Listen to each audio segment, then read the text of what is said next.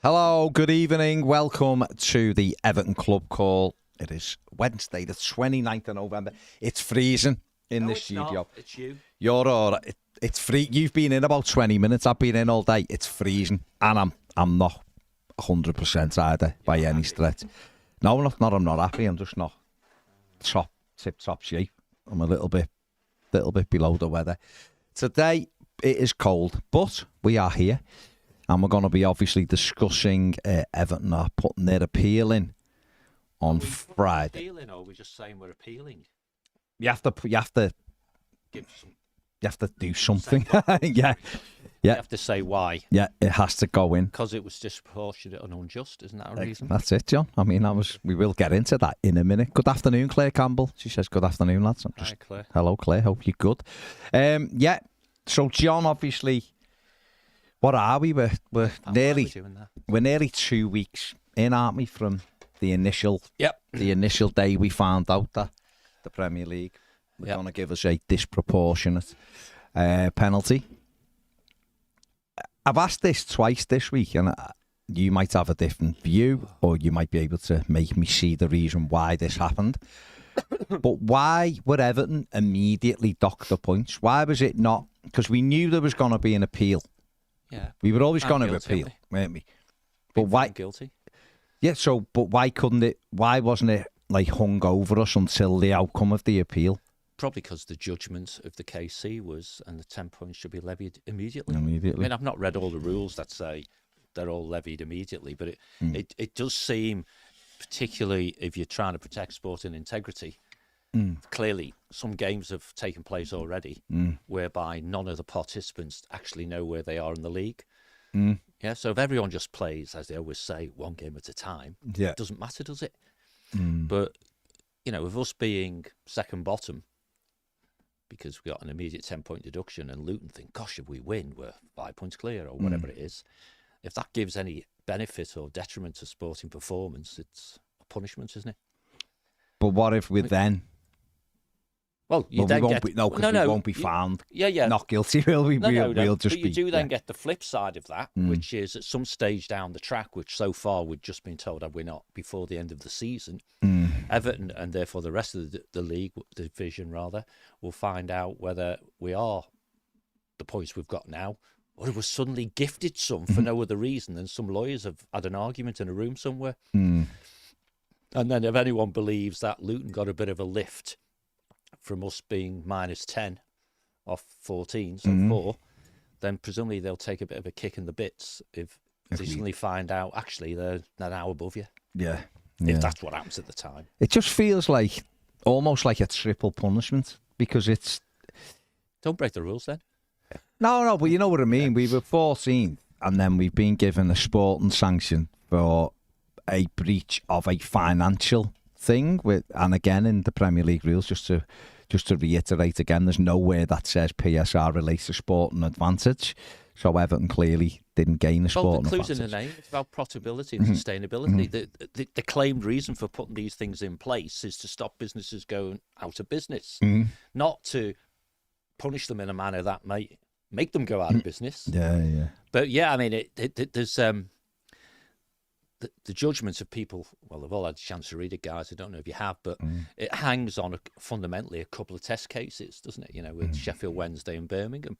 And it almost seems to have been taken for fact that if you breach a financial regulation, you will have had a sporting advantage. And therefore, you should get a sporting sanction.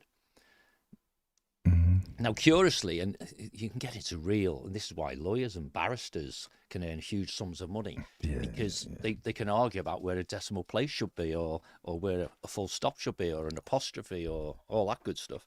But the view of this commission is that Everton have had sporting advantage throughout the reporting period because we breached the regulation.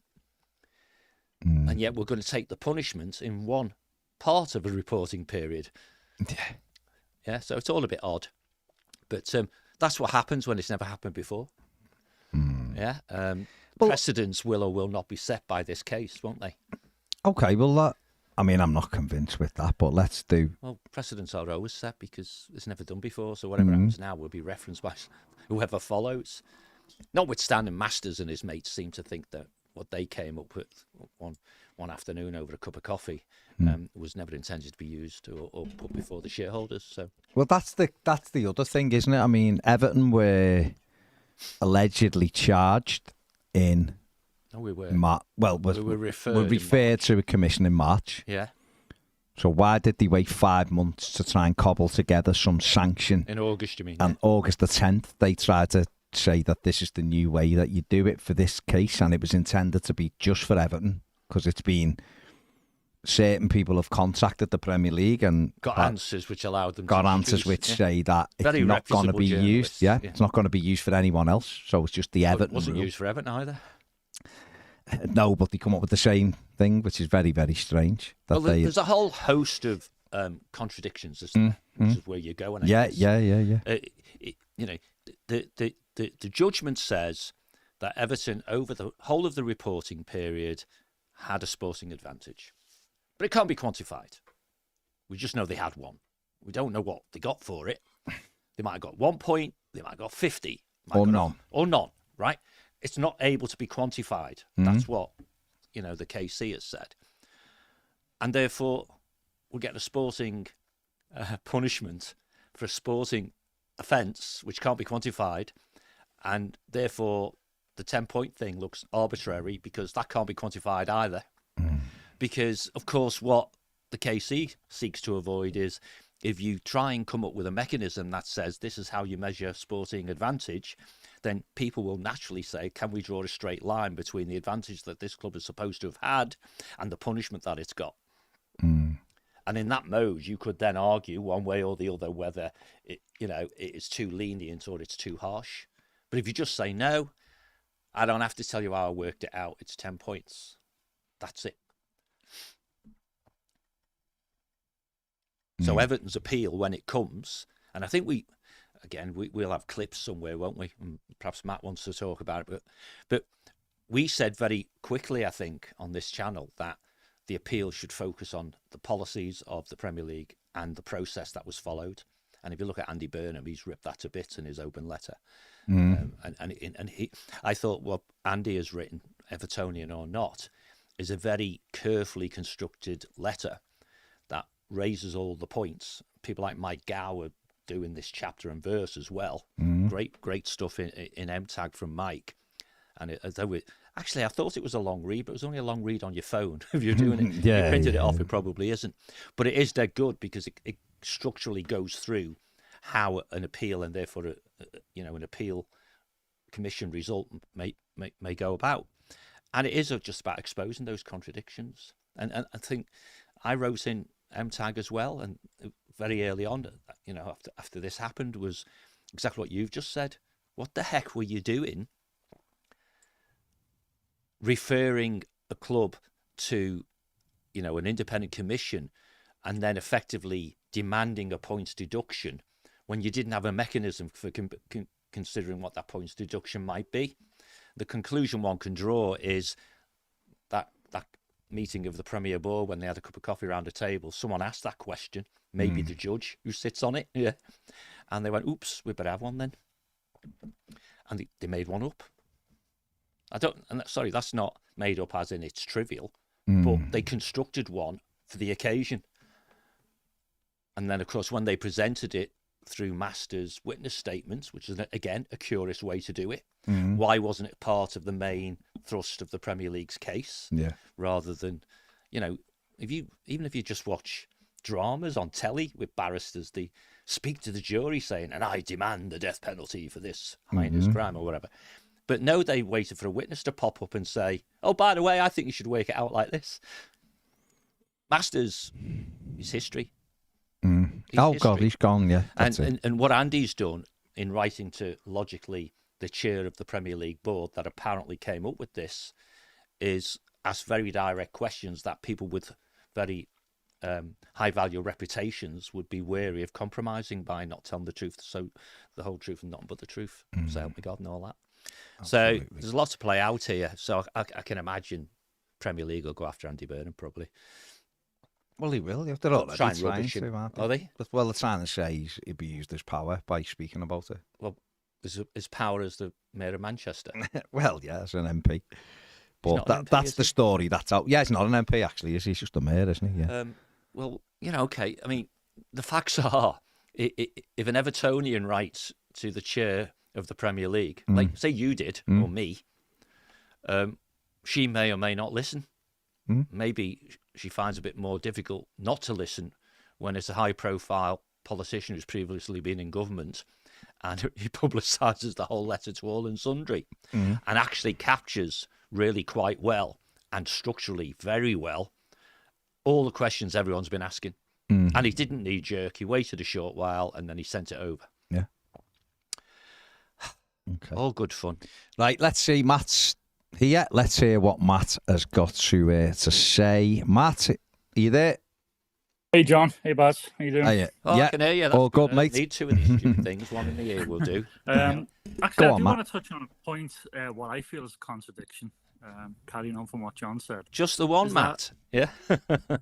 Since the Premier League was founded, we've had Jack Walker come in and dump money into a club and cause them to skyrocket up the league. And then we've had Roman Abramovich dump money into a club, and that was rewarded by them skyrocketing up the league. And then following on, Sheikh Mansour, Man City, or before Sheikh Mansour even, the owner. And now we're saying that's not going to be rewarded because you're Everton. So that reeks to me of stay in your lane. It has nothing to do with stopping clubs going bankrupt, and everything to do with not wanting to upset who's at the top at the moment. Well, that was put in, wasn't it? The Platini started this in Europe, didn't he? He didn't want Manchester City, and he didn't want PSG having power in Europe and strengthening that. So he wanted it brought in there. The Premier League allegedly put this in place to make sure there wasn't another Portsmouth, but yeah, they haven't done it in a way. They haven't done it in a way though that makes them protect yourself. What they've done, it's allowed clubs who earn more than anyone else at the top of the league to pull a ladder up behind them, so to speak. So you've got no opportunity to make up ground fast the way Manchester City did, because you've got to prove where your money come from, as in... That's life, though, isn't it? Well, no, because it wasn't life for Chelsea and it wasn't life for Man City. Rules That's what change Matt's all the saying. time in environments, don't they? But no, I understand if you are, because we are, right? If you're Everton or other clubs who you know... Newcastle at the moment, yeah, isn't I it? find it hugely amusing that the judgment refers to, we won't give a financial penalty because they've got a wealthy owner. Oh, really? So what are you going to do to Man City and Chelsea then? Because both got far wealthier owners than Everton do, and certainly Newcastle have wealthier owners than anybody, so to speak. But I mean, I think it's a mute debate about the timing of changes in legislation and who got in just under the wire and who didn't, right? That to me, that's a bit...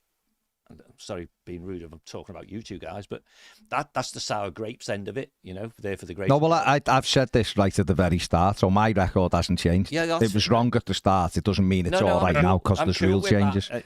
And ultimately, if nothing else, Farhad Moshiri has demonstrated that you can spend huge amounts of money and stay within the rules, but if you keep doing it really, really badly, you're going to get caught eventually. Yeah, but I don't think it's moot, John, if it's true that they've changed how they interpret the financial rules during the investigation. Oh, that's completely different. Totally, absolutely on side with that one.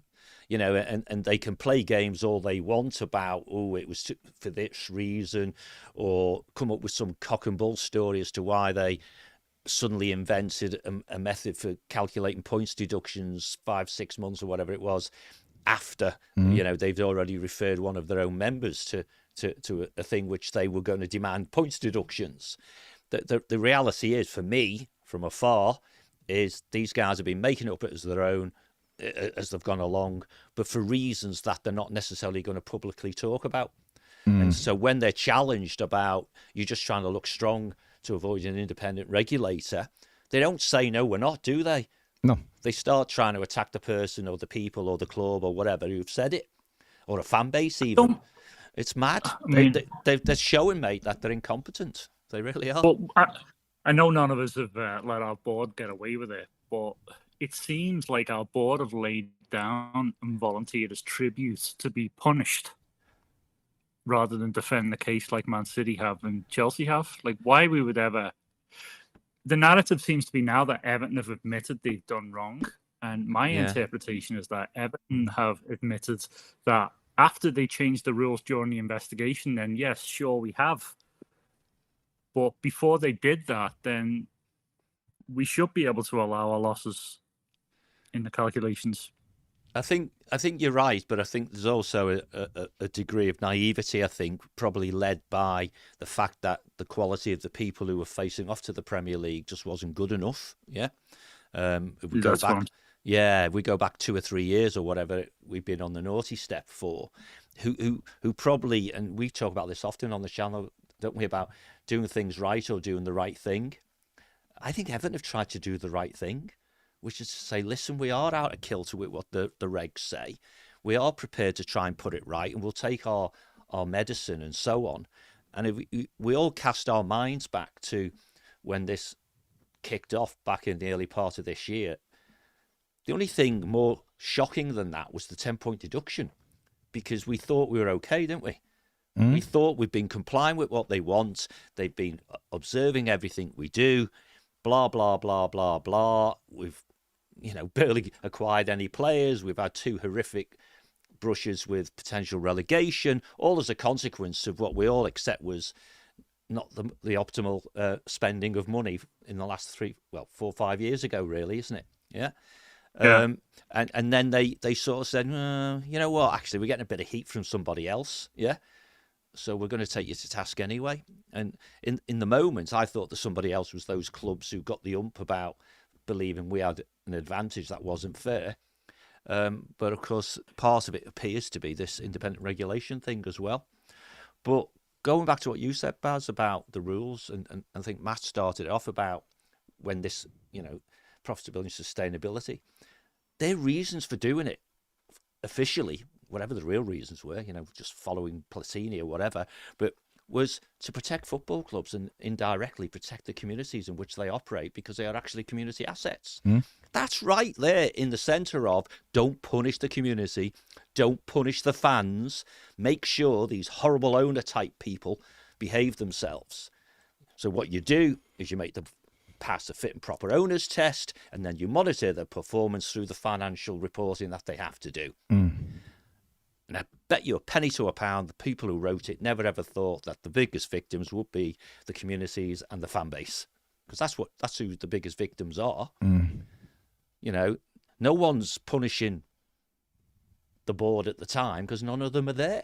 No one's punishing the owner, even though he is still there, right? They're punishing the sporting side. It wasn't the players' fault, was it?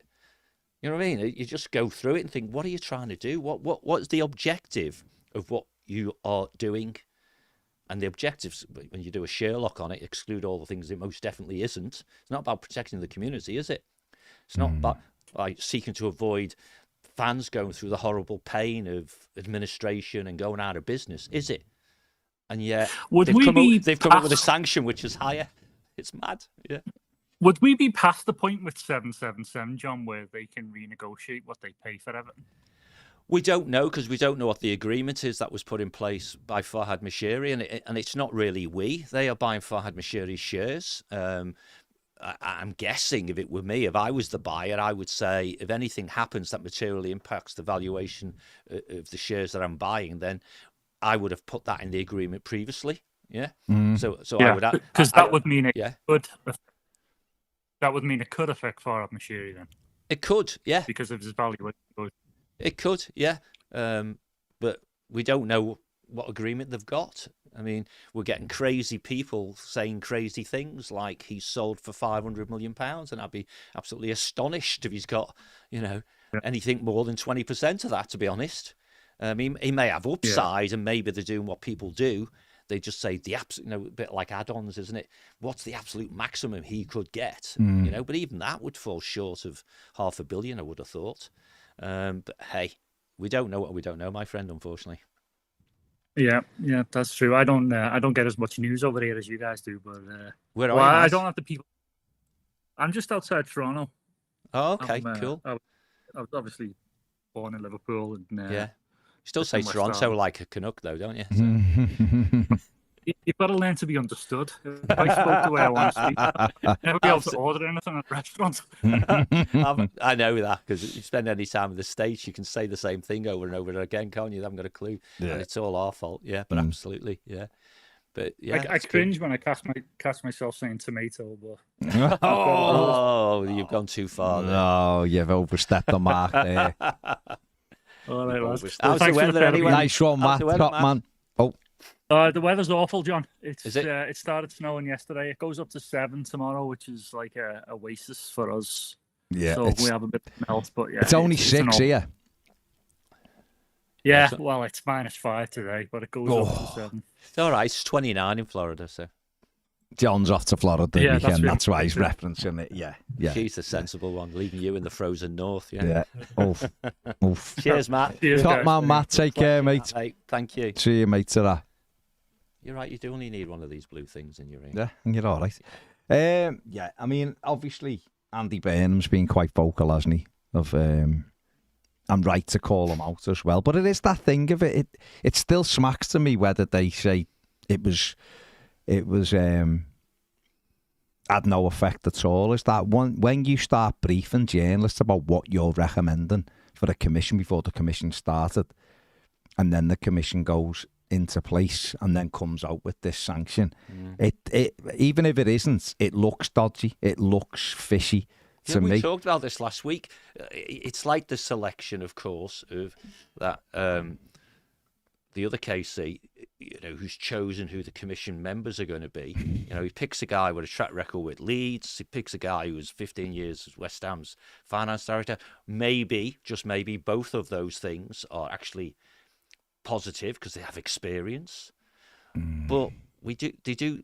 PG Mall do something similar. You can't just say this person is totally and utterly above board, therefore there'll be no question of what they're doing, when someone suddenly pops up and says, but he lives in Brighton and he's refereeing a Brighton game, or he lives in Wythenshawe and he's doing a Man City game, or whatever.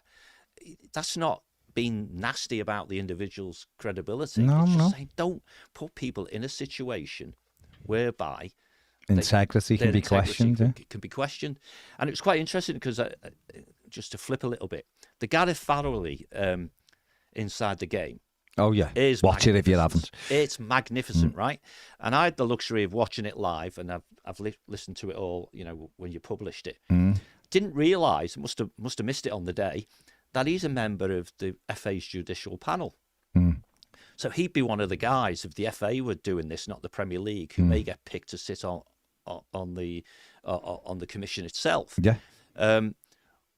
The FA's rules around that, if there's anything at all which would question your impartiality, you don't do it. Yeah, you don't get to do it. Yeah. Well, sorry, but anything at all means, 10 years ago I represented Leeds. Is that anything at all? I don't know. But if Leeds then want a side case which you're going to sit upon, it all gets a bit awkward, doesn't it?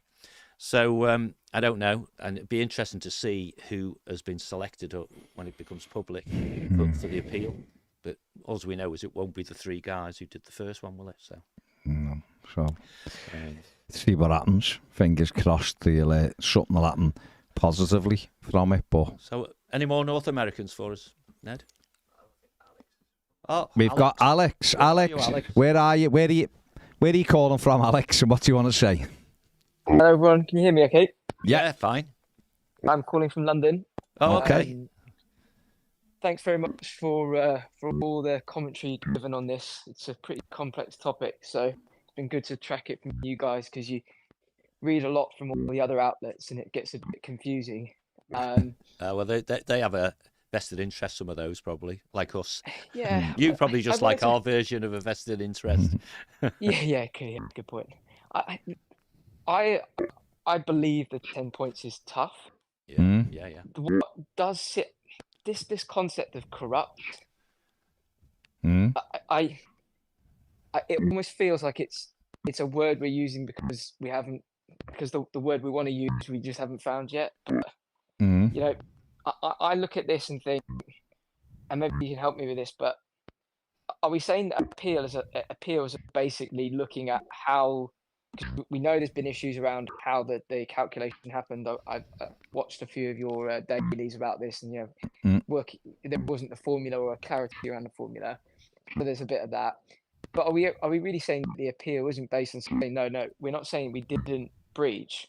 What we're looking at is what the investigation process was, and effectively looking for lack of a better phrase, what the judicial mistakes were in their process. So we're effectively looking for things they did in their process of coming to that outcome that we can question the validity of it. We're not saying we didn't do it. We're just saying that the way they've come to the decision was maybe based on incorrect procedural points, right? That's part of it, absolutely. Yeah, I mean, it's the disproportionate. Again, we've not, if you've been watching, and you have done, so you'll know, is that we've never said Everton are innocent in this, because Everton have agreed that they've breached it. There's a line, and Everton have gone over the line, and that's the way it is. No one's sat here saying, yeah, Everton are totally innocent in this, because we're not. But the actual punishment doesn't fit the crime, so to speak. It's incredible. That's what we're saying. I agree. And just one other thing, was I right in understanding that the maximum point? So I had this image in my mind of these were all the things they had on the table that they could put on us, right? Transfer ban, etc. Expulsion from the league, right? Am I right in thinking that 12 points was the maximum that they could have given us? Or is it right that let's say, just for the sake of argument, we'd overspent not by 19 million, but 119 million? Could they have given us 50 points, or was it 12 was the maximum they were allowed to give us within the construct of points deduction? The independent commission has a range of options open to them according to the rules, which include points deduction, but it doesn't say whether there's a maximum. So the short answer is, we could have given 50 points. Where the 12 points come from is that's what the Premier League asked for. Now, curiously, the EFL is 12 points. Yeah, their version of this starts at 12 points being the maximum sanction, and then you mitigate it down. So again, it appears that the Premier League, or indeed their commission, has tracked what goes on in the EFL and sort of followed that without actually saying that. That's saying that. Yeah, without admitting that that's what notwithstanding, they do reference the examples as we talked about before, Sheffield and Birmingham. Yeah, because I'll try and cover a couple of points real quick. The stuff that Simon Jordan talks about. He makes a lot about Everton didn't overspend by 19 million, or they overspent, 120 million. They overspent by 300. And I'm like, well, all the clubs must have had adjustable losses. Well, I was going to say, just in a stadium. I just feel that's like a bit of. That's false. Almost a bit of fake news. It is fake. That is 100% fake news. He knows that as well. It's absolute fake news. And this is the problem, Alex, and you can carry on now. This is the problem. I just wanted to say this. This is the problem where other football fans have crossed and blurred the lines and believed everything they're told. He come up with this. Journalists like Matt, the werewolf, Mathew, for the Daily Mail, come up with this sensational headline. Because 19.5 million isn't sexy, is it? 19.5 million is nothing in Premier League rule. I mean, it is, because you shouldn't be losing 35 million a year, but in the grand scheme of things, 20 million, call it that, is nothing, right? So that doesn't catch the headlines. Most other Premier League clubs lose money. It's been said by most owners, and then they put all the things you're allowed to claim for women's team, youth, everything, and it drags that right back across the line. Teams like Forest and Wolves, who are allegedly doing side deals with the Premier League now because their finances might be out askew, they'll be doing the same. So will other clubs. So Everton have done nothing different. Everton have lost money. And why have they lost money? Well, they're building a brand new stadium. There was COVID. Other clubs lost money in COVID. Yet they did. Don't forget Arsenal and Tottenham took loans of 180 million off the government each, but then spent money on players. So you can look about the ethics of that. But they did it, and there was also a war. People can go. Then I don't include them. I don't take them excuses. Well, but the reality of it is, said That's normal business. Yeah, normal business. So you have to deal with. In a normal year, you'd have to deal with one every 100 years global pandemic. Yeah. Building a brand new stadium that Everton haven't done for 140 years. Oh, and the war.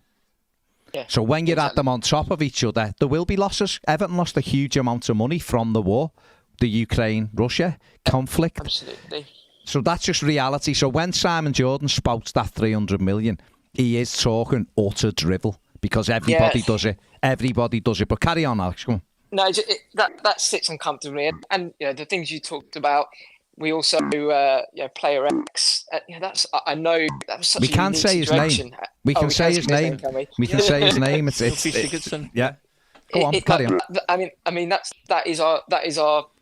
If I haven't missed anything in the meantime, that's still our highest transfer player. And those situations where effectively 2 years left of his contract, we lose him for nothing. I mean, that's so unique, isn't it? How many times does that happen? And where does the club sit with that? But the thing that I feel uncomfortable about this comes back to what I mentioned at the start, is this concept of corrupt, right? You look at teams like Leeds saying what they've been saying, and you think, guys, you oversaw one of the worst mismanagement of expenditure in Premier League history, right? Yeah. And I appreciate that was in a different era, but it was still in the era of the Premier League when Everton were in the same league competing with disproportionate balances to what they're at. You look at what's going on with Newcastle, you look at what's going on with Chelsea and City, and I saw something at the weekend. I think it was Ornstein did something at the weekend. He said the charges against City are different to the ones at Everton. Yeah, I'm like, here we go. Like this is such a great example of, on the one hand, on this day of journalism, Everton's is one charge and City's is 115. And then 3 days later, it's like, well, wait a second, we need to be sensitive to the fact that City's and Chelsea's are different. And that to me is where I'm like, what it feels like is that over the course of time, the rule will get bent, and then they'll say, by the way, lads, just make sure you turn the lights off before you leave. Yeah. Because you've got Newcastle doing this. You've got, I think I heard something that the first year of Chelsea, the first year of City's ownership was 200 million losses. The first 3 years of Chelsea was 500 million. So in that sense, you're like, well, we're not competing like for like.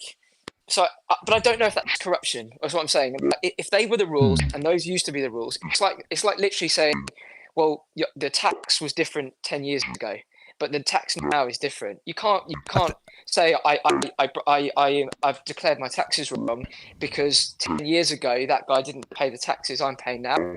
That's a bit of one of those things. You say, well, is it corrupt or is it just the rules have just changed? And unfortunately, we're the wrong side of the rules now. And the last thing last comment would be, the thing that does stick in my throat a bit is with the City and the Chelsea stuff is, one, is it that Chelsea and City are on the receiving end of this stuff only for the fact that it was leaked? Because if it wasn't leaked, would Chelsea and City just be walking along as though watching us, poor old Everton, going, oh, it's really bad. But in reality, they're just walking away with no one paying any attention to it. And the second one is they keep saying, well, Everton's was one charge, so it could get brought to the docket, but City's and Chelsea's are much more complex. And my argument to that is, well, simplify it then.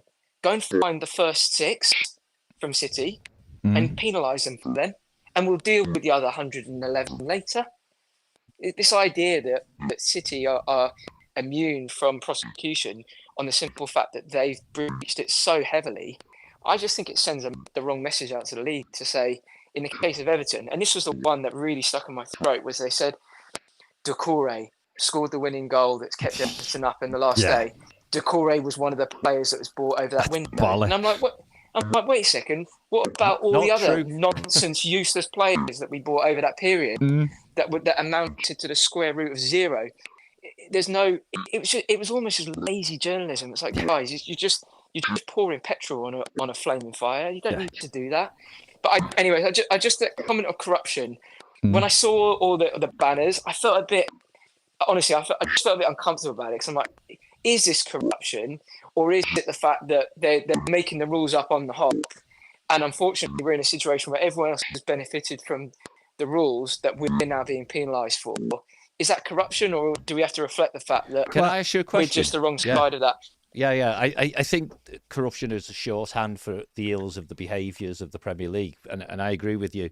You know, an absolute interpretation of it might mean it's not necessarily fit for purpose. But the question I would ask you is, do you think that the Premier League ever demonstrates, for example, a willingness to be dishonest, right, during a process, i.e., changing the goalposts, movement, as you just said yourself, making it up as they go along? Is that you know, above board? Is that operating in utmost good faith, for example? You know, and if they're not operating in utmost good faith, where's the line drawn when you say, when you cross that line, you're being dishonest? Because as soon as you cross that line and being dishonest, and as there's a lot of money about here, fundamentally, the willingness to be dishonest for financial gain, that's corruption, right? And there's you know, but this is the way this is the way the world works, right? Of course, yeah, absolutely. In the world that I live in, you know, take me as a personification of Everton, right?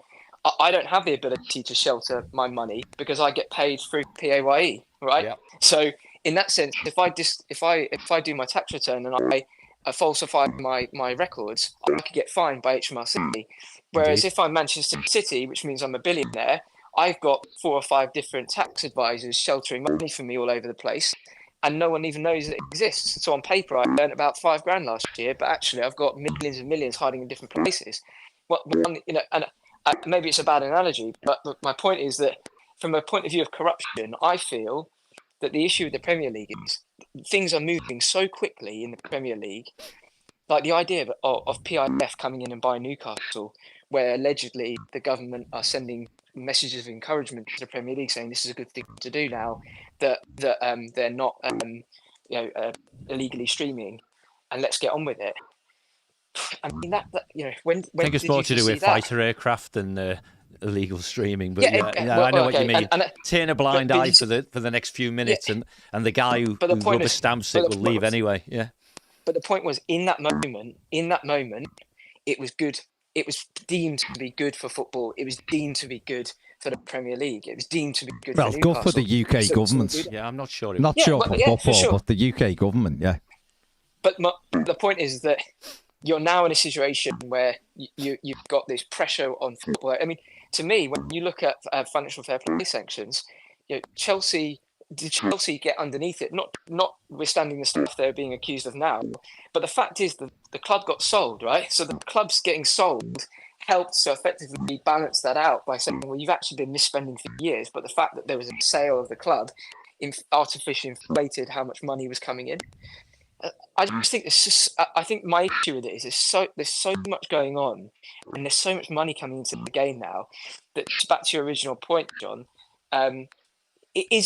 where is the line drawn? Because the problem is it changes so quickly that line is getting reset all the time. But I don't know if it's necessarily from the point of view of corruption, or just on the face of it, the reality that the Premier League is just such a fast-moving business that what was the rules that made sense yesterday become new rules tomorrow. Yeah. Not out of anything that's Machiavellian, just out of the fact that it's so fast-paced and it's changing it all the time.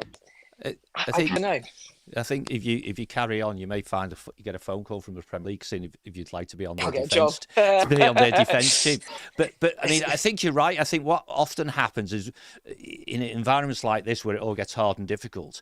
We've all been there probably when we're kids. You know, your dad says, "Did you break that cup?" And you go, "No." Before you know it, you're getting beaten the hell out of for something much more serious because it exposes other things. And I think that's what's gone on really. If you look. Going back to the things about financial fair play, or you know, in the days of City and Chelsea and so on. If you look, Chelsea's a really good example because clearly they did get in under the wire. They were allowed to spend huge sums of money to come from being, you know, a relatively for a long time middle-ranking team to right at the top of the stack, but that they had to maintain that spending when there was regulation. Right, and they didn't have the commercial turnover, and you start get all the interested parties type restrictions and so on. So they were doing stuff off the books. So going back to your analogy around you're doing pay as you earn, but if you do self-assessment and choose not to tell them you've got savings, and you choose not to tell them that you sold a house or whatever, then that's tax evasion, right? and tax evasion minimally is dishonest. Yeah. Yep. Now, if HMRC don't pick you out the hat to check you out, you'll get away with it. They can't check finite detail on tens of millions of people every single year. So if you do that as a one-off, you might get away with it. And what we have here is entities which appear to have become institutionalized into breaking the rules because they can get away with it, because they never get picked out. Chelsea have owned up and taken a punishment from UEFA for their crime, if you will. The Football League, Premier League rather, they're still investigating. Right, so to me that's fraud. To me, what Everton have done is a total mismanagement of expenditure. Yes, which indeed. Which is absolutely bonkers. Yeah, right? absolutely. There's notwithstanding reasons for that Baz described much better than I could. In the case of Chelsea and City, it's fraud. Yes, it's like you knew that you couldn't actually balance the books, so the way you did that was by putting money down the back of X, Y, and Z.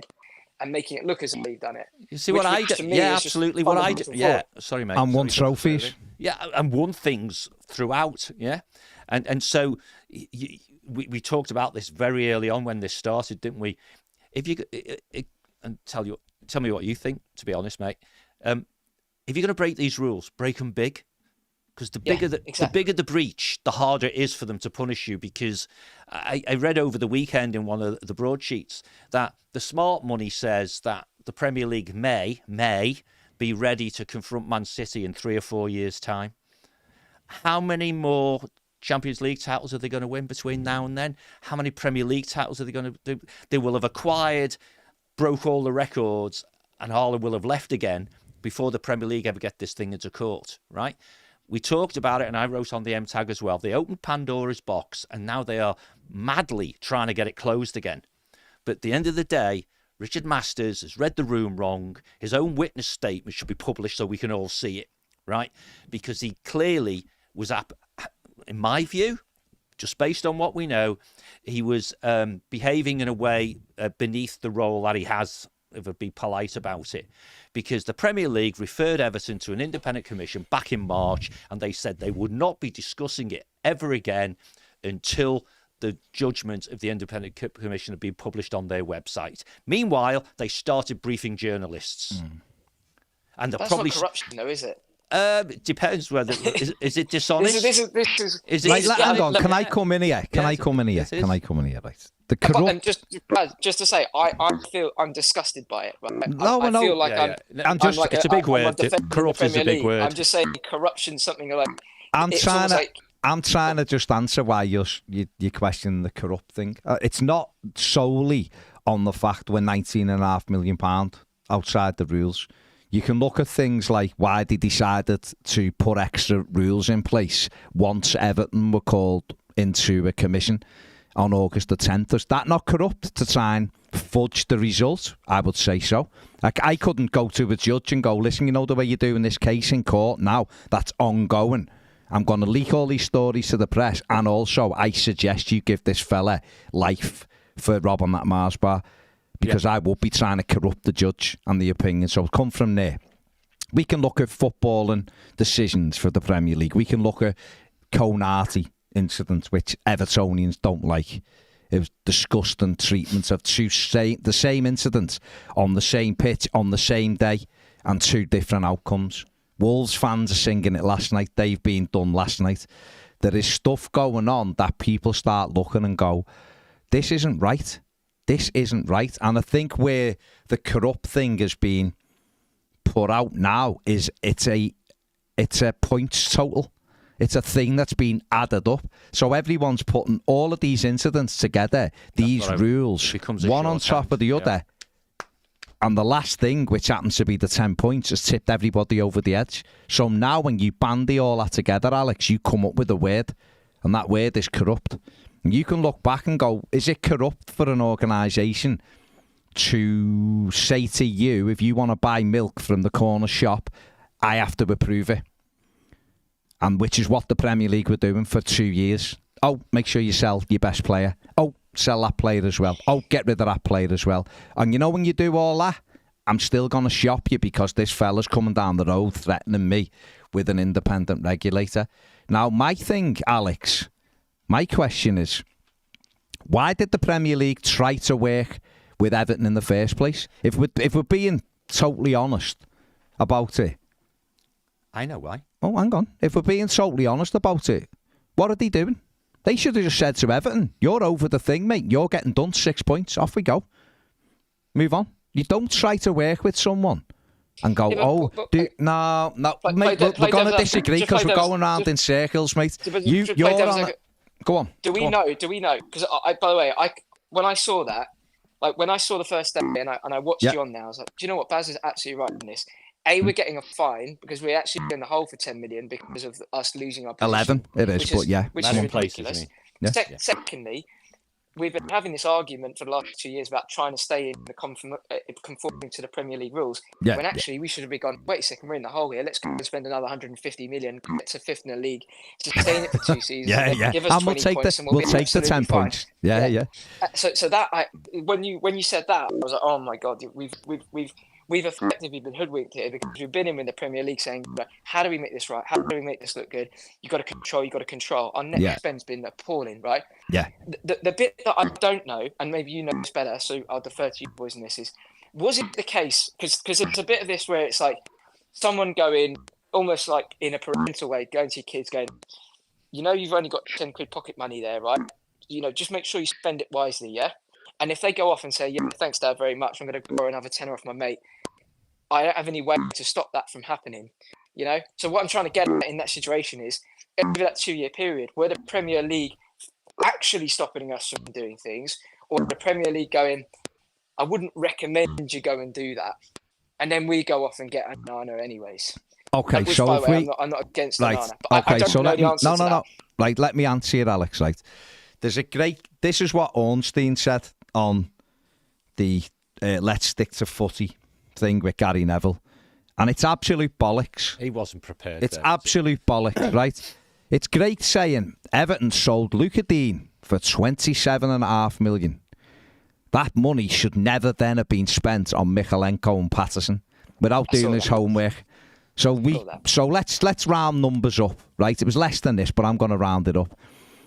Everton got 27.5 million in for Luca Dean. Everton bought Nathan Patterson and Michalenko at a cost of 6 million a year. It's not that much, but I'm going to call it 6 million a year.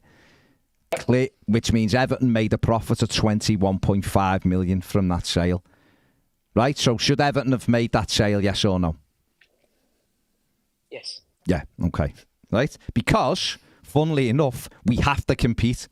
So if Everton would have said, right, and I just wish Gary Neville would have let me go and sit opposite Ornstein because I would have taken the cleaners on this. We have to, we can say to the Premier League, or the Premier League can say, tell you what, John, don't go and buy a packet of biscuits there because it might tip you over the edge.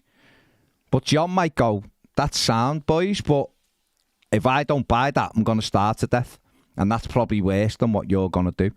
Because Everton have to compete. If Everton went, we've got no midfield players and we're not going to spend any money, so we'll just use David Ornstein. There've been lads in the academy. Okay, let's go and put Lewis Warrington in midfield. Let's go and put Metcalf in. And this isn't a slur on those kids, by the way. Inexperienced youngsters. Put the inexperienced youngsters in and Everton get relegated.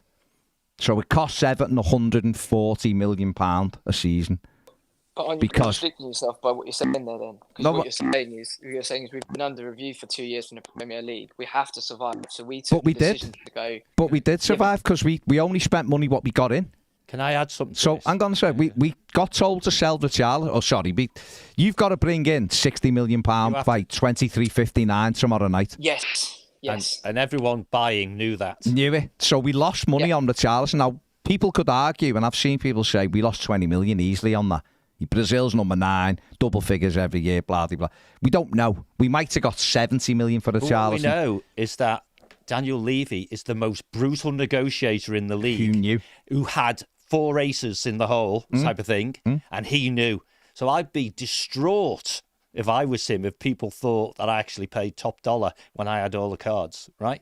So it's intangible. You're right. You can't put a number on it. But there is no doubt that in different circumstances, Richarlison would have gone for significantly more than he did. But Everton could have said, I tell you what then, give us the 6 points and we'll keep Ritchie. Or give us 10 points. Because with him, we'll finish we got no chance of getting relegated.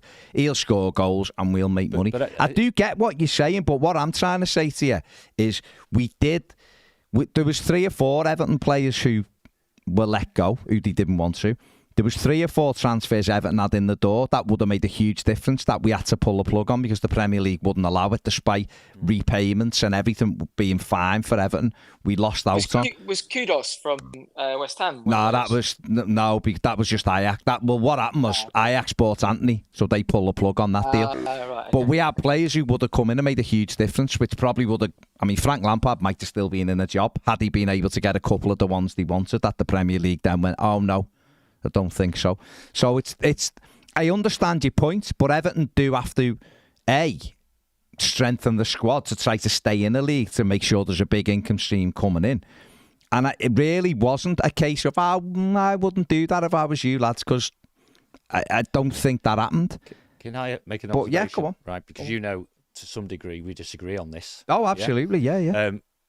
David Ornstein. To me, and I know he didn't get it, he thinks he got edited badly. So the balance he tried to put into his thing with Gary Neville and the other two wasn't all there. Just pause. Danny, on the spreadsheet that comes in for the year, it comes in as the full amount.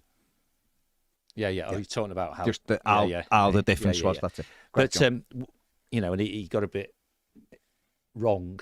Talking about the big numbers, hundreds of millions of losses, and all that sort of stuff. But I think something that's being lost in this debate is let's do this one step at a time. One, if we sell Luca Dean because the manager doesn't want him, which is fundamentally the reason, and that generates 27 million quid, or whatever it was, and then we choose to bring some players in because we want to compete. And if that stay up, whatever, right? Compete, bottom or something at the time, yeah. And therefore, instead of booking £27 million that year, we book what? What do you think it was? 6. It wasn't 6. It was less. It was 5. It was Patterson was 2 and Michalenko was like 3.5. Again, because when we did this, you and I offline a number of days ago, we made all the numbers coming in low and all the numbers going out big, didn't we? So let's say we do what we do.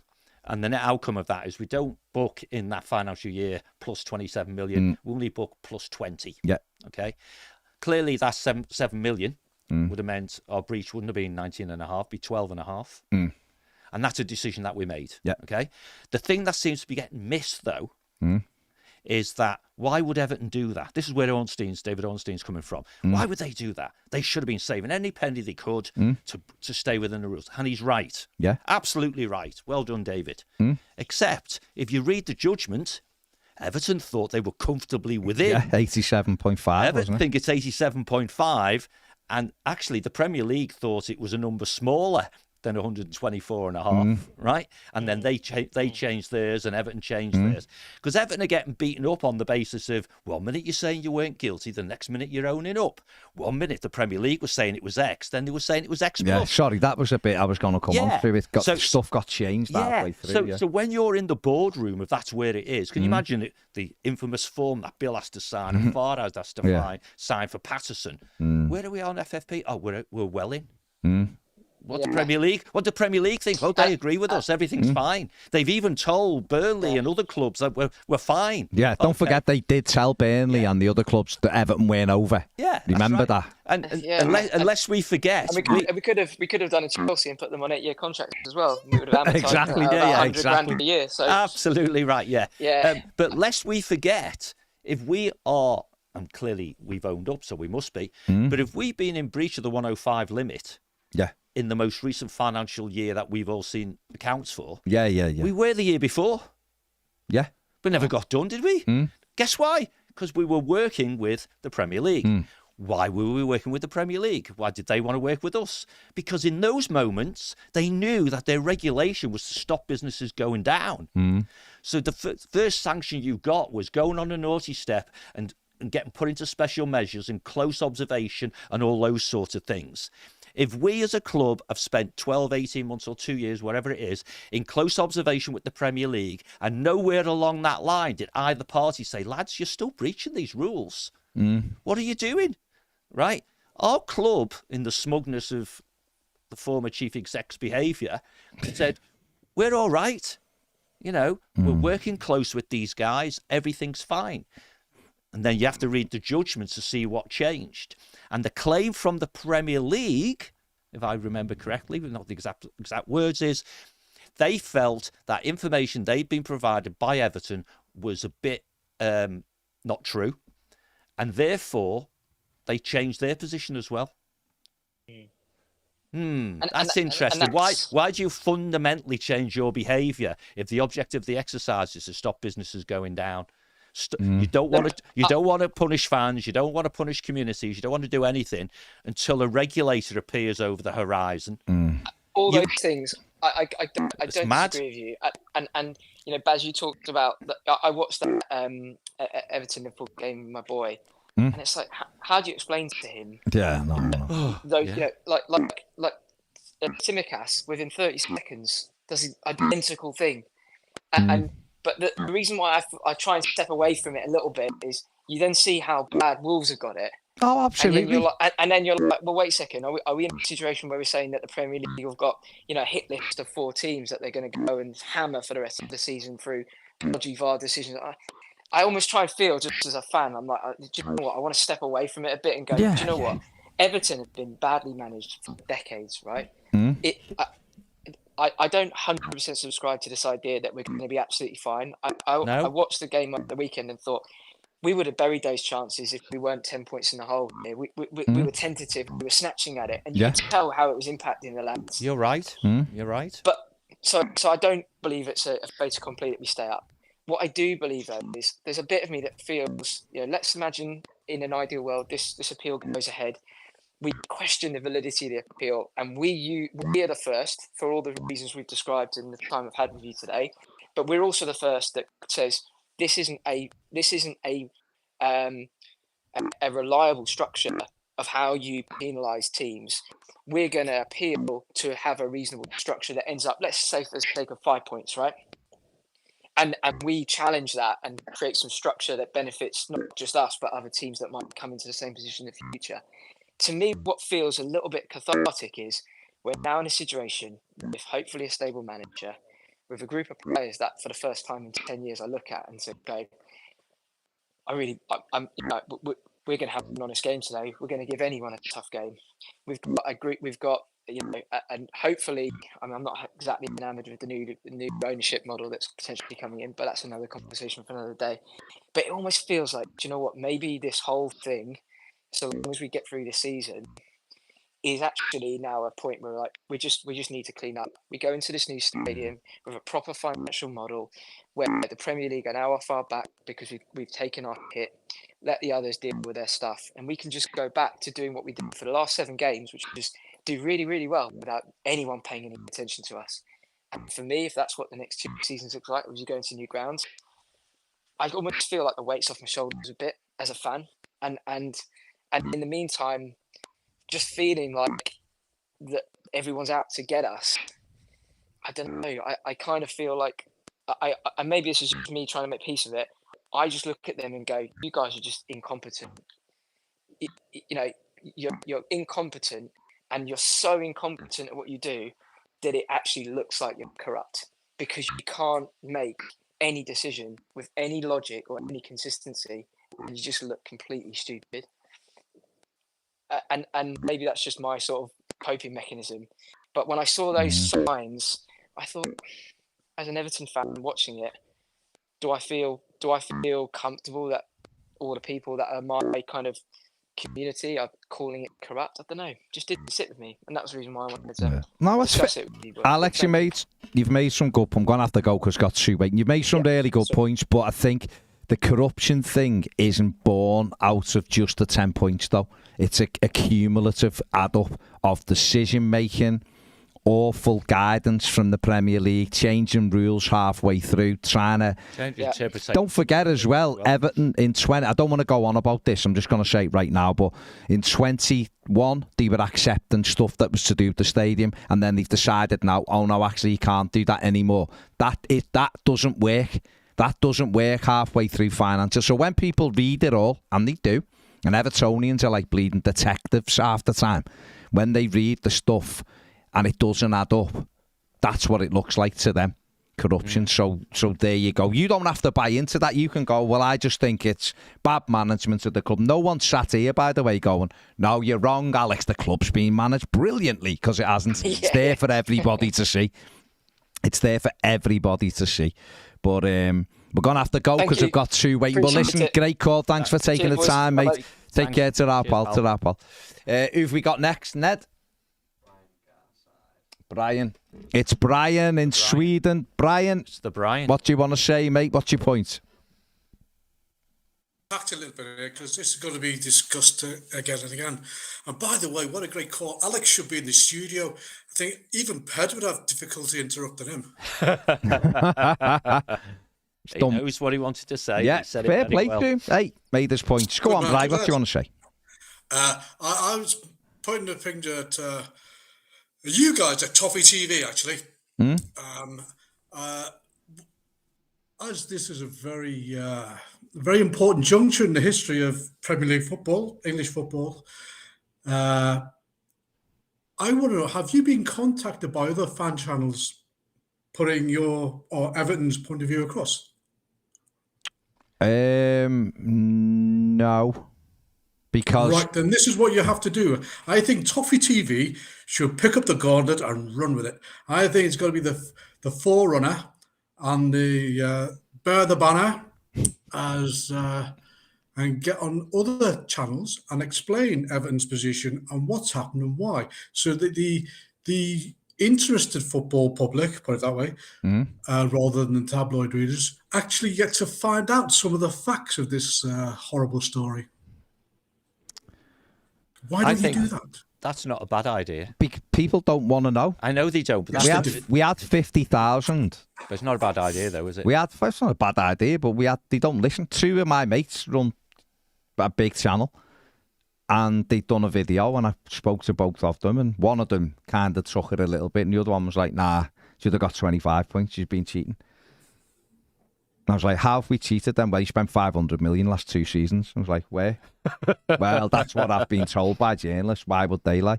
They're not interested. Exactly my point. The easiest thing for other fans is to jump on the bitterness trail, and that's all they are. So there's no point. It's everywhere. It happens to them. Exactly. When it happens to them, they'll be bitching and crying. Newcastle fans have been taking the piss. They've had a bad decision last night. Now they're fuming.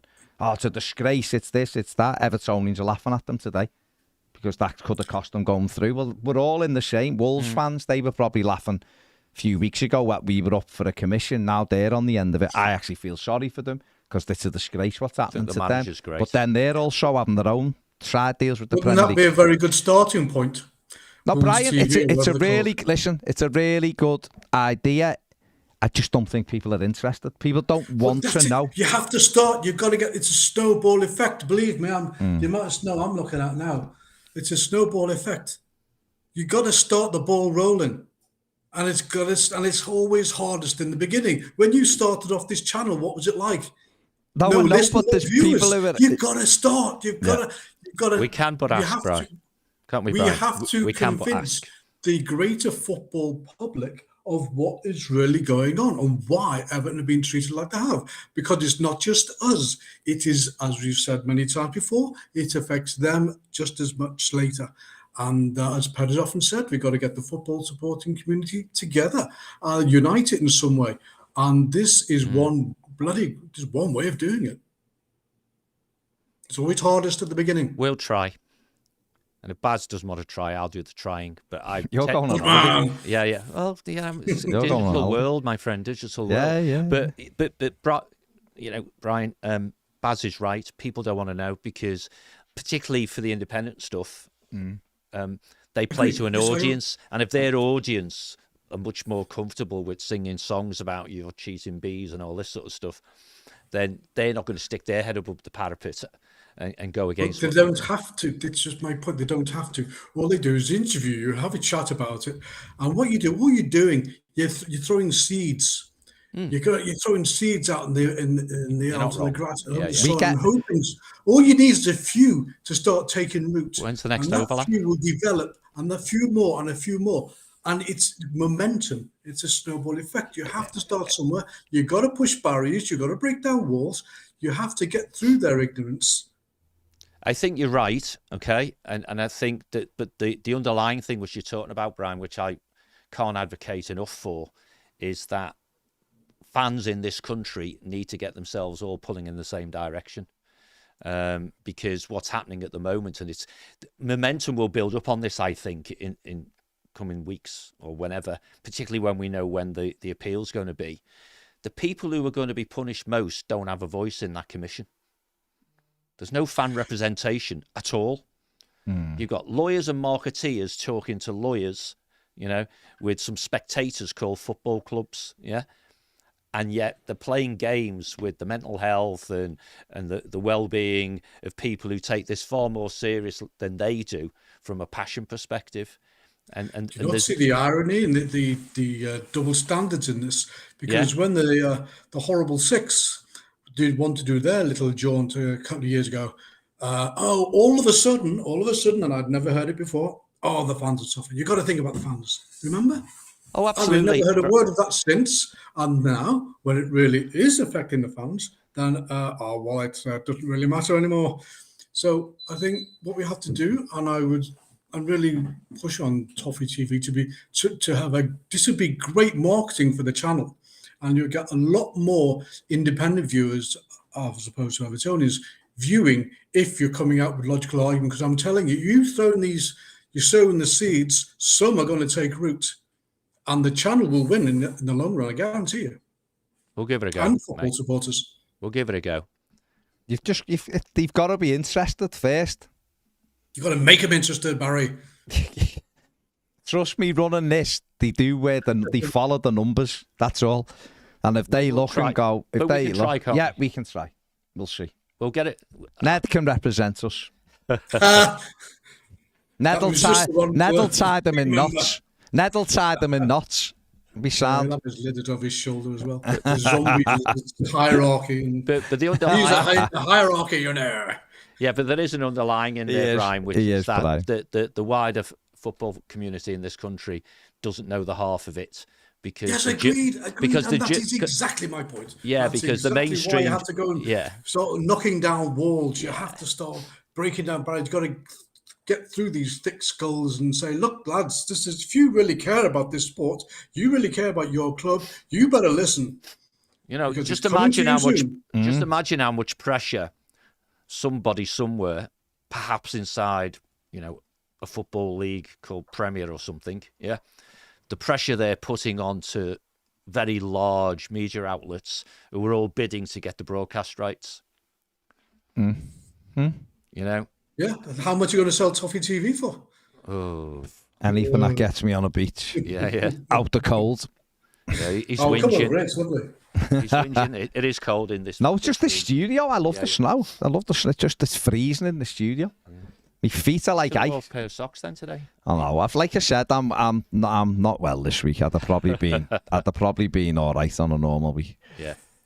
But well, on another day, I told you about a cure which you do over here, but I'll leave that to another day because you've got another caller and we've had a good chat. So anyway, Cheers, get Toffee Brian. TV around the shops, I tell you. Okay.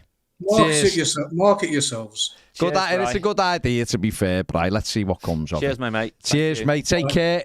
See you later. Bye, mate. Bye-bye. Bye. Bet it's colder where he is. Yeah, it will be. But I bet you he's got warmth. All right. Do you know what I mean? Isn't that thing that's by you, which we try and use to cool, doesn't it heat? Who's next, Ned? Lewis. Good try, but it is Louis. Don't worry, everybody gets it wrong. Is it Louis? Yeah, everyone gets it wrong. Okay, hey, I'm only following Ned. It's Louis. Go ahead, Lou. What do you want to say, mate? Read and write this week, so I'm in a bit of a weird spot. So I've been in a bit of a mental limbo for the past few days, or rather the past couple of weeks, to be fair. Okay. And I'm struggling to come to terms with everything that's really gone on. Because there's a 10-point deduction, and we've lost a game in the middle of it. And now I'm thinking, after the 10-point deduction, I thought, okay, it's fine. We've had a big setback, but I think we're good enough as it stands to come out of this mess. And then losing as bad as we did to Manchester United, especially after watching that second half, it kind of makes me feel like I don't know what to think. I don't know what to think. So every other day this week, I keep thinking, oh, we're in a mess, or we're fine again. And I just don't know where to stand. And you've come to me. I'm with you, Lou. I'm with you. I still feel like we'll be all right because we have won as many games as the bottom three combined. So, sorry, 3 of the bottom 4. We've just got to get our mindset right. This is the problem, is that had we had the 10 points hanging over us until the appeal was done, we'd be in a different mind space. We'd be more confident. And this next set of games would have been approached totally differently. United would have been approached totally differently. On Sunday, walking in the ground, it felt like a must-win game. And I don't know whether it would have felt like a must-win game had we not had these points taken off us. It would have felt like a game we can win, absolutely. Would it have been a must-win? I'm not convinced. And therefore, the pressure, Alex said on the last one, we'd have probably taken some of those half. Well, they weren't even half. Dwight McNeil's wasn't a half chance. It was an open goal. We'd have took those chances, and that pressure that's been heaped on us by the Premier League and done deliberately that's the way it is. Not change the whole goalposts. Now, the reality is Luton will win games every now and again. That won't change. We've just got to do what we do. Burnley will probably win a couple of games. They might even beat us because they haven't won. You know, it'll be like that, won't it? And we have just got to do what we can do. And it's depressing because it was heading 2 weeks ago. It was looking like a season where we could just relax a little bit and just enjoy the footy. Whereas now it looks like it's going to be a season again, a slog again. It feels worse this time because it isn't just because we're crap. Someone's done something to us, and that's always injustice. That's how I feel. I still feel like we'll be okay, but we do have to start winning some games quickly. Otherwise, we will get to a place where we might start feeling sorry for ourselves. And you mentioned before, the points gap might all of a sudden we might be like 8 or 9 points away from Luton. What does that do to them? So it's a real tough one. It's a real tough one. I didn't think that immediately after the game that would this game have played out differently had we had not lost the 10 points beforehand. Because I was thinking that it felt like a very confident side going into like the group of fixtures that we've got, and I wondered if like there was a lot of pressure put on the players because now we have to win all of the games that have just been taken off us. Yeah, no, and I think. Right. Has it really, and to me, it's like, has it really galvanized the players, or has it put too much unnecessary pressure on a team that feels like it's only just found its feet? I think Dyche's approach to football management is to keep level-headed. You know, when he talks about don't celebrate wildly when you win and don't go ultra depressive when you lose. So I think within some small margins either side of that balance line, I would expect that's what we went into the game with. Clearly, you get all the fan support stuff. I think a bigger impact was a worldie after 3 minutes. No, you know, and then you go, you know, you miss chances. Can you imagine that the halftime pep talk from the manager's all about keep doing what you're doing, take some of these goddamn chances, will you please? And then we give a penalty away 5 minutes into the second half or whatever it was. Well, we didn't come out for the second half. It was 10 minutes that they give the penalty. Well, didn't come out. 10 minutes. Didn't do a thing. But it was half. quick. Yeah. And therefore, again, I think that's part of how the manager operates. He would have said, there's loads of time, you know, get yourself into the game. I actually don't know why we didn't come out, you know, out the traps at 1,000 miles an hour, running around all over the place, clattering into tackles. You know, crowd would have stayed up. Blah, blah, blah. But the ease with which they were just able to play a simple ball to cross the ball, and then there's a worldie after that. But even so, stop the cross type of thing. So none of us know what goes on inside people's heads, unfortunately. Only they know. And they can all say the right things, but the things we're hearing players say now are no different from what they were saying when they were under huge pressure of relegation and were flaking mentally on the pitch, you know? So it's the old Tyson thing, isn't it? You know, they've all got a plan till I punch them in the face. Yeah. So I think sporting integrity inevitably is compromised when you get an immediate 10-point deduction. It has to be. Yeah. Now, that doesn't mean it's wrong because you have been punished. Yeah.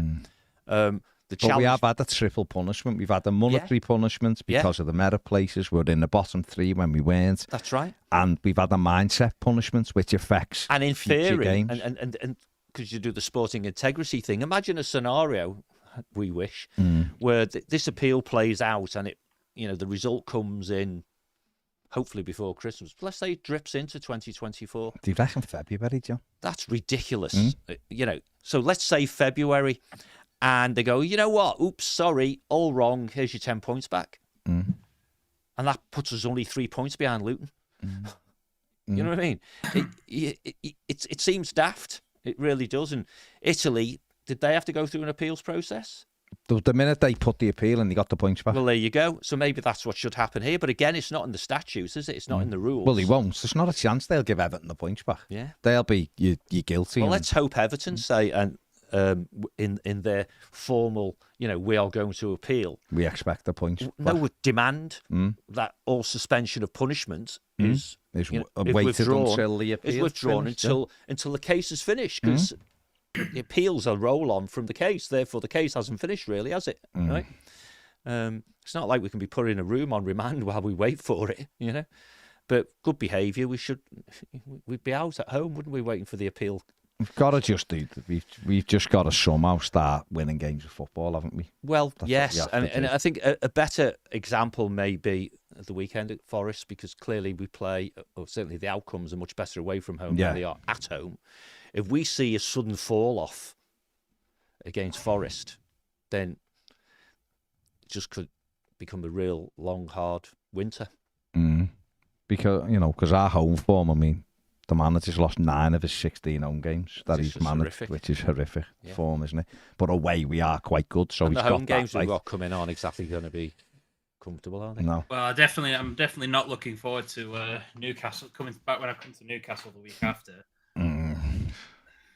Well, who knows? They might work out better. You just never know, do you? But they're flying, aren't they, Newcastle? So that'll be a tough game.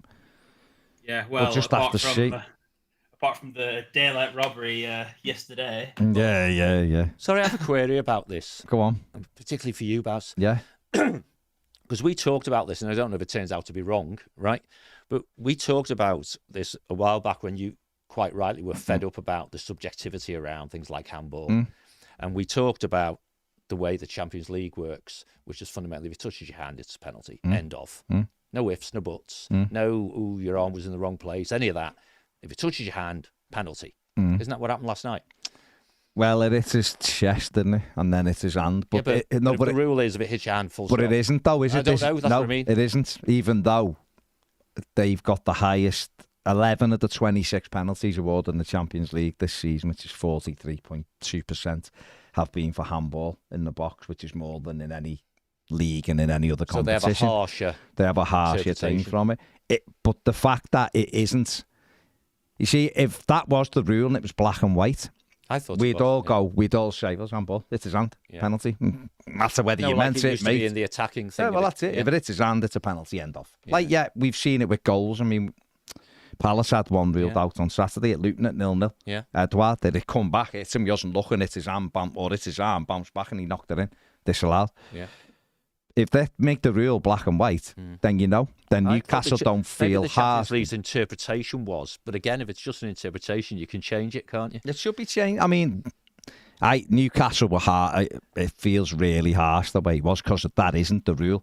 They did get away with one. Anthony Gordon should have given. It was a penalty on Hakimi, which he got away with. I didn't see the game, so no. Well, he clipped Hakimi when he was away. It was a penalty. And the clip I saw for the handball, but the handball was that. Was it even sure it did touch his hand? It hits his hand, doesn't it? It hits the stomach or the chest and his arm. But if it was black and white, I think Newcastle fans would go, "Oh, that is so unlucky," but they understand it. Yeah. But because it isn't the rule.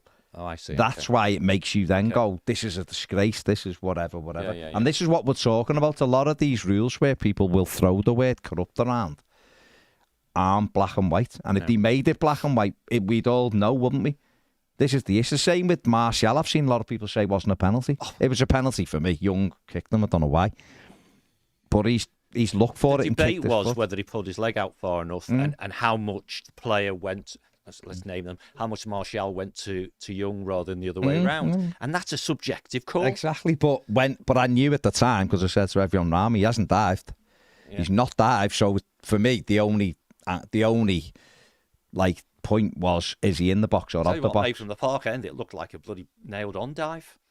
From my seat, I was like behind it. I think yeah, but we're seeing it from the other side. I could see that he caught. But you had the same view as the ref, and he didn't give a penalty, and he's a lot closer than you. Well, I knew he hadn't dived. This is where we need to hear the audio. What was the ref saying? Well, he thought he dived, but I knew there'd been contact. I could see it. He couldn't miss it. There was no reason. He was in. There was no reason. And I also looked who was close to him, and it was Ashley Young, so I knew for a fact he should have really just done us all a favour and sent him off. Yeah. But that's the manager, that one. But no, it was definite penalty. But anyway, I'm sure Howard will cover it when he has a boring hour with Michael Owen again. Yeah, send the glass eye to sleep, those two, wouldn't he? At the end of the day, we've got to somehow win. Games? Start winning games of footy. It starts this weekend, but I know what you mean, Lou. 30+ points. It does mess around with your head. Could, perhaps, maybe be enough.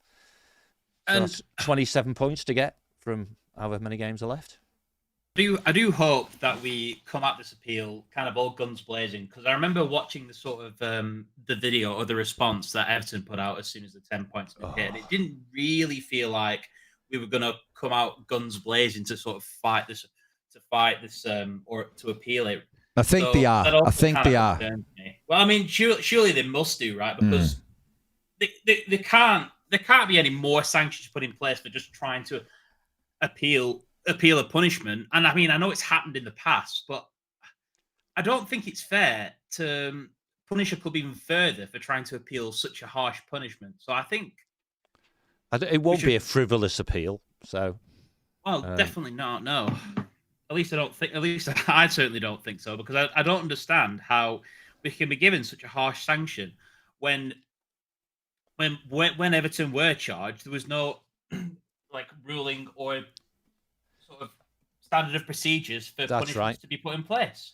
I mean, my concern would be that Everton, I think, were genuinely shocked by the size of the sanction. And I think they thought they had a very good case that they hadn't breached the damn thing at all. And the KC blew it away, didn't they? Or the commission did. You know, I don't know whether they got the same legal team the second time around or putting fresh eyes on it. I don't know. But it is what it is. And I don't think people like Colin Chong ever thought this would be his job. No. Defending the ills of others, ultimately. Because, again, if you read the judgments, you know, the personal dialogue that was going on between the Premier League's finance guy and the Everton finance guy, we're only hearing one half the story because our guys run off into the hills and it couldn't even be bothered to produce a witness statement, you know. So it is all a bit one-sided. Yeah, it is all a bit one-sided. It's interesting, of course, that one of the Premier League club's finance director used to be the Everton finance director while all this was going on. So I'm sure West Ham have got a bit of an inside track about what has or has not gone on. So yeah, all wheels within wheels. Terrifying. But February, I mean, that sounds like a completely new repeat of what's just happened, because that's the same lead time as the original. No, it'd be a little bit less, wouldn't it? But not much less than the 5 months or something, 5-6 months. It's mad. It's mad. Yeah. It's insane. I genuinely struggle to understand how they really came to that decision. Like, especially seeing as there was nothing put in place for Everton and the big six clubs that tried to break away to form a Super League. And I know you've talked about this to death, but it's just why is the punishment for that so light? And I've never agreed with financial punishments, because I don't think financial punishments punish the big clubs or the wealthy clubs. I think financial punishments would only ever punish the less financial clubs. Oh, so you're an advocate of sporting punishments then? Well, no, but I'm an advocate of sanctions, not necessarily sporting sanctions, but perhaps I don't know, maybe like transfer embargoes. Okay, so sporting sanctions which are not point deductions. So, like you say, transfer, reducing that or reducing squad sizes or whatever, just to say that you can still keep your head above water, but you have to have a punishment of some ilk. I just think if you're going to go with sporting punishments, especially for what Everton have been charged for, you can't go. I don't think it's fair to ever go back to just financial punishments again. I don't think that's a well you can go back into again after they've done what they've done to Everton. No, I agree. I mean, I've said for years that I always found it rather odd that the punishment for financial breaching of financial rules is a financial punishment, which makes you breach the rules by more. Yeah, it's difficult, isn't it? Because if you're not, how do you punish someone without it? Because I don't think it should be a sport. Definitely shouldn't be a sport and punishment for a financial breach for me. Or so you have a restriction on something. There's got to be some kind of. I'd have reduction of squad size. Yeah. Or I'd have something like, you've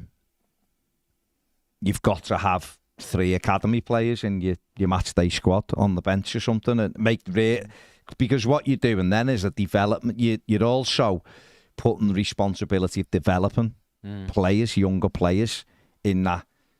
You know what I mean? They haven't thought it through. That's the ultimately. No, the point. I mean there must be something like maybe like you can only register 22 players, and the other 3 have got to be academy players. They have to be in the 20 every game. And then also, and there should probably be some kind of fine, I think. Doesn't have to be a fine that'll destroy you, but for cheating, as in hiding money to buy players. That's what I mean. That's worse. It's just difficult, isn't it? Because Chelsea have owned up to this, and what they've done is miles worse than whatever, miles worse. Because you said before for another caller about particularly David Ornstein and others, because it's clearly briefing from the Premier League that the cases for Chelsea and Man City are different. They're not. They're both messing around with finances. One's got money's being spent off the book, so they're not counted in financial fair play numbers, and the other one is doing the same thing, paying managers off the books, inflating sponsorship, reducing costs. They're exactly the same, right? And I don't get it. I mean, in layman's terms, you know what struck me when you were talking before? You know what this feels like? Go on. It feels like you've been done for doing 35 miles an hour and a 30 limit, and you get a 2-year ban, and somebody says, but you only get 12 months for drink driving. Yeah. That's what it feels like. So. I do kind of like that that analogy. I mean, it definitely suits our argument quite well, and I also do think it is quite appropriate, because such a heavy penalty is going to have a big impact on the football club. It will. Oh, absolutely, it will. Absolutely, it will. And I think there's another thing I was going to add on top of that. I'm trying to remember what it is. I've kind of lost my train of thought slightly. I do apologise. It's me and John going on too much. That's what it is. Well, we're filling the void, mate, while you're thinking. Don't worry. Yeah, apologies. My apologies. Hey, no, it's good. It's good, and because what's coming across in bucket loads is, as you said, ebbing and flowing with how you feel about what's going on, and it's the lack of certainty and the feeling of unjustness that gives you that anxiety, because that's why I've got it. I'm a reasonably pragmatic person. You are, yeah. When you read all the paperwork and you try and figure out how they've done what they've done, and then you try and apply some logic to it, you end up agreeing with everything Andy Burnham has said in his letter. And I think I've tweeted about it. It shouldn't take them long to answer that letter, unless they're struggling to do the simple things that Andy has asked them. Please confirm you haven't discussed this before. It's not difficult. Yeah. So I like that Andy Burnham is. I do quite like that Andy Burnham is sticking up for his football club.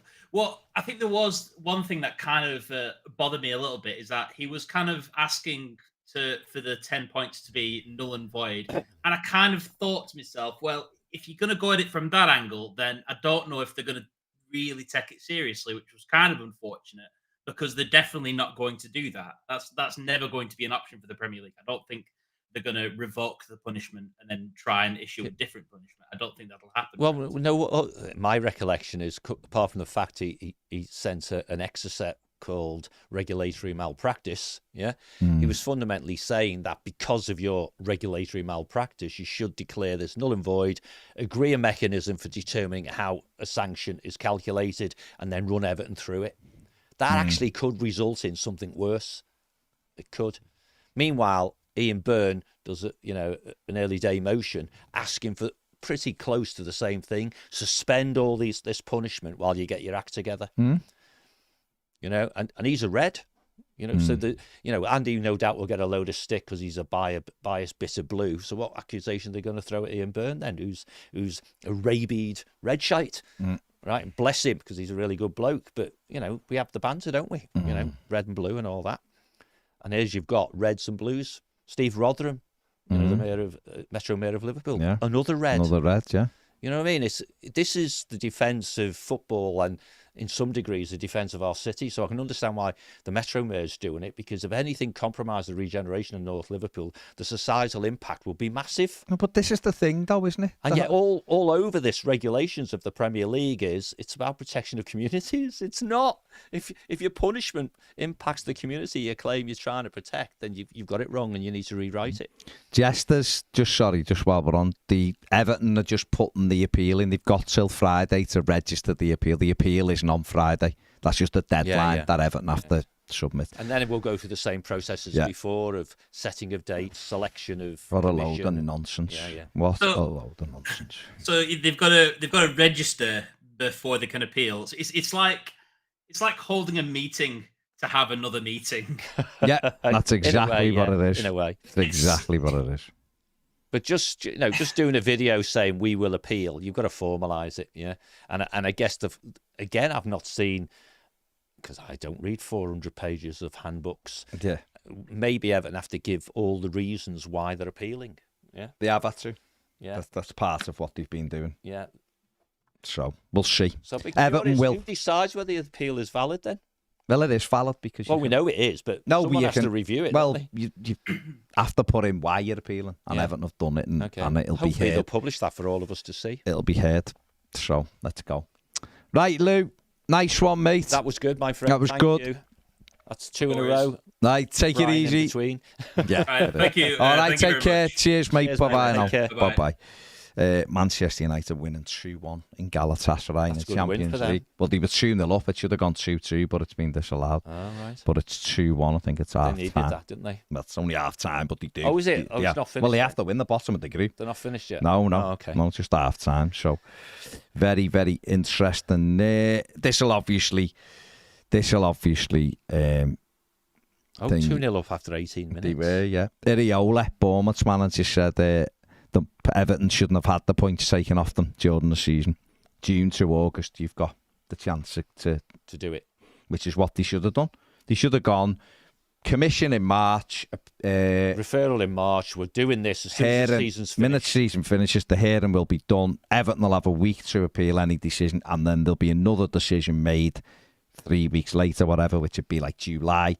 And by August the 1st, the position is clear before the season begins. And if you start -10, you'd have to start chipping away at the points. You know where you are. Everyone knows. Balls, everyone knows. I'd be okay with that. And off you go with it. And that's how it should have been done. Yeah.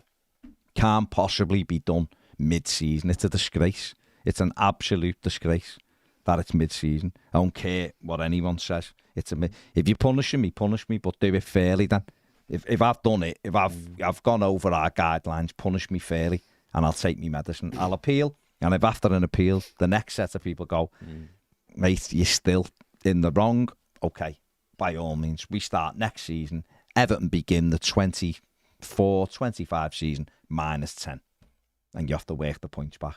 Then that's up to you then to work that points back.